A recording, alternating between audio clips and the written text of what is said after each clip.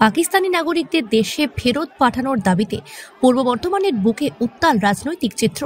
খোঁজো ধরো ফেরত পাঠাও স্লোগানকে সামনে রেখে বিজেপির বর্ধমান সাংগঠনিক জেলার পক্ষ থেকে জেলা শাসককে ডেপুটেশন দেওয়া হয়।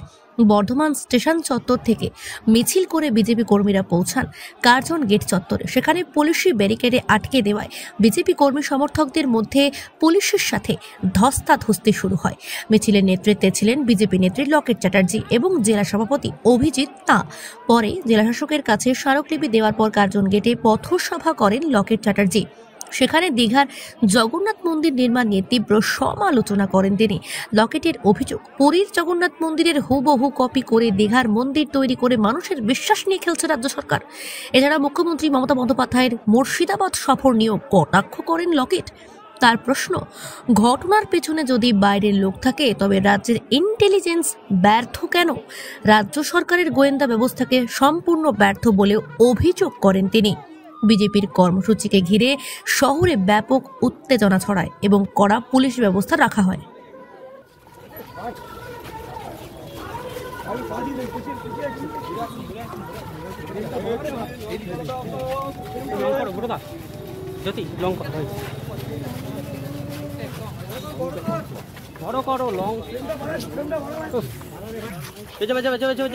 বাবা হরগোবিন্দ আর চন্দন দাস মারা গেছে।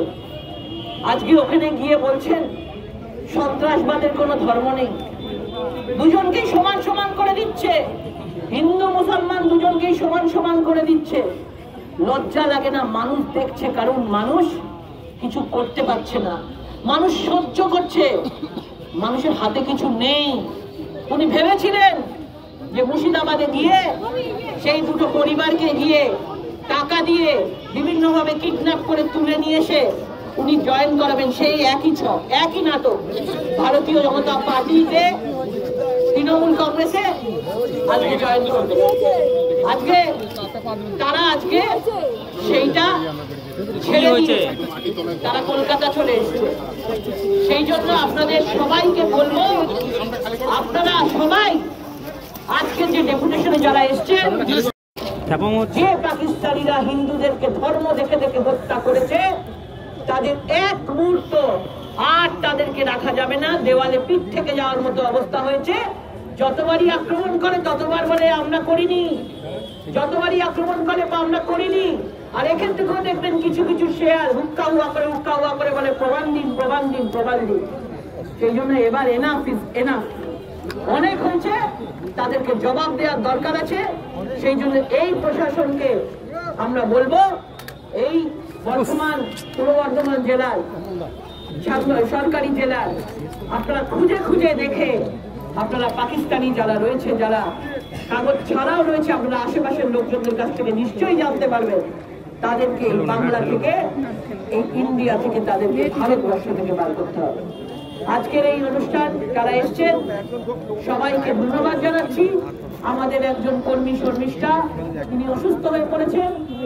যেভাবে প্রথম দিকে পুলিশরা যেভাবে আমাদের কর্মীদেরকে গায়ে হাত লাগাচ্ছিল, ধস্তাধস্তি হচ্ছিল, সে গরমের মধ্যে অসুস্থ হয়ে পড়েছে। আমরা দেখছি সেই বিষয়টা।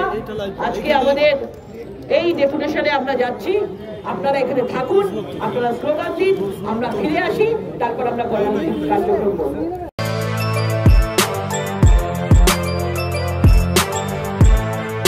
এখন অনেক বড় শ্রী লেদার্স হাওড়া ময়দান। আপনি কি জটিল কিছু সমস্যায় ভুগছেন? সমাধান পেতে চান? যোগাযোগ করুন প্রখ্যাত জ্যোতিষ ও তান্ত্রিক মনসারাম ভট্টাচার্যের কন্যা মনসা কন্যার সাথে। প্রখ্যাত জ্যোতিষ ও তান্ত্রিক মনসা কন্যা হাওড়া জানবাড়ি ও হাতিবাগানের নিজস্ব মন্দিরেও বসেন। যোগাযোগ 9830106967 আর 9239655323।